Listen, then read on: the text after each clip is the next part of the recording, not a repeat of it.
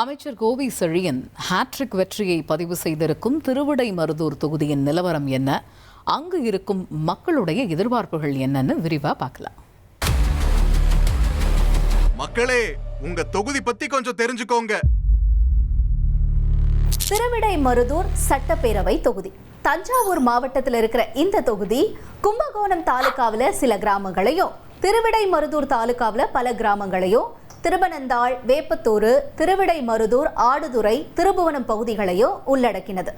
திருவிடைமருதூர் மகாலிங்க சுவாமி கோயில், நவகிரக கோயில்கள்னு ஆன்மீக தலங்கள் நிறைஞ்ச தொகுதியாகவும் இருக்கு. புகழ் வாய்ந்த ஆடுதுறை நெல் ஆராய்ச்சி நிலையம் இருக்கிற தொகுதியும் கூட.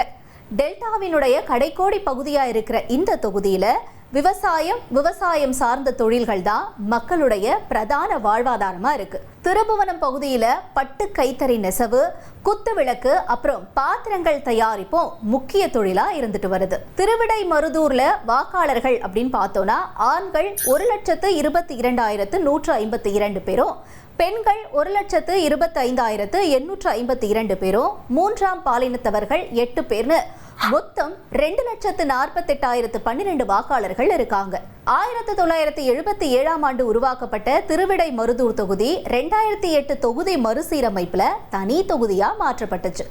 தொகுதியில இதுவரைக்கும் நடந்த தேர்தல்கள்ல அதிகபட்சமா திமுக 7 முறை ஜெயிச்சிருக்காங்க. அதிமுகவும் காங்கிரஸும் தலா 2 முறை வெற்றியை வசமாக்கி இருக்காங்க. தொகுதியை பொறுத்த வரைக்கும் தமிழகத்தினுடைய விஐபி தொகுதி லிஸ்ட்ல இருக்கு. தமிழக உயர்கல்வித்துறை அமைச்சர் கோவி செழியனுடைய தொகுதியும் கூட. தொகுதியில 2011 தேர்தல்ல இருந்து ஜெயிச்சுட்டு வராரு. கடந்த 2021 சட்டப்பேரவை தேர்தல்ல திமுக சார்பில் கோவி செழியன் தான் களமிறங்கி இருந்தார். அதிமுக சார்பில் யூனியன் வீரமணி போட்டியிட்டார். தேர்தலில் 95,763 வாக்குகளை வாங்கின கோவி செழியன் வெற்றியை வசமாக்கிட்டார். 85,083 வாக்குகளை வாங்கின அதிமுக வேட்பாளர் யூனியன் வீரமணி தோல்வியை தழுவினார். 10,680 வாக்குகள் வித்தியாசத்துல ஜெயிச்ச கோவி செழியன் தமிழக அமைச்சரவையிலையும் இடம்பெற்றார். அமைச்சர் கோவி செழியன் ஹாட்ரிக் வெற்றியை பதிவு செஞ்சிருக்கக்கூடிய தொகுதியில யார் யார் களமிறங்க போகிறாங்க அப்படிங்கிற எதிர்பார்ப்பு அதிகமாக இருக்கு.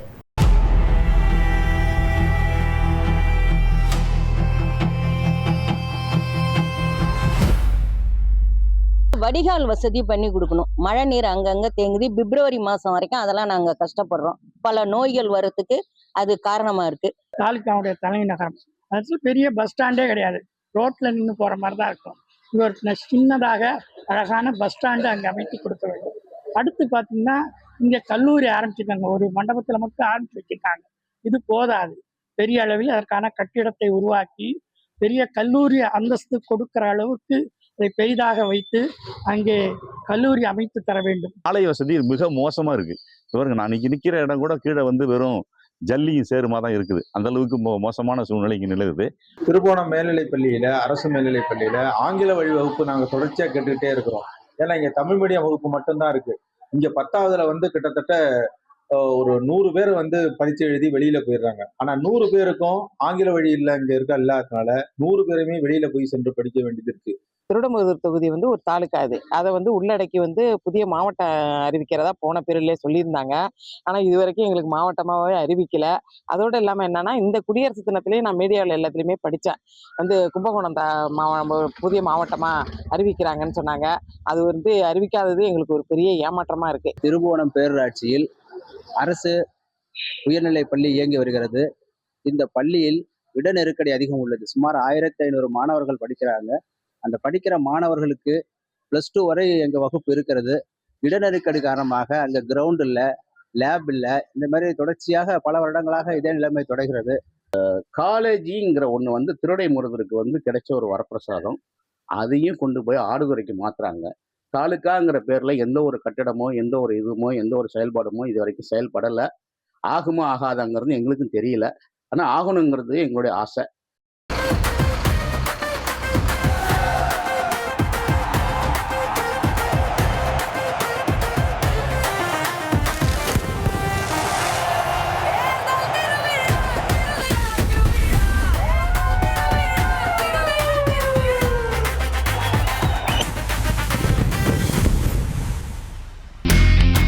இனி செல்லுமிடமெல்லாம் செய்தி.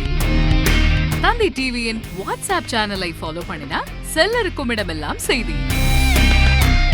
இதோ QR கோட் இப்பவே ஸ்கேன் பண்ணுங்க, ஃபாலோ பண்ணுங்க.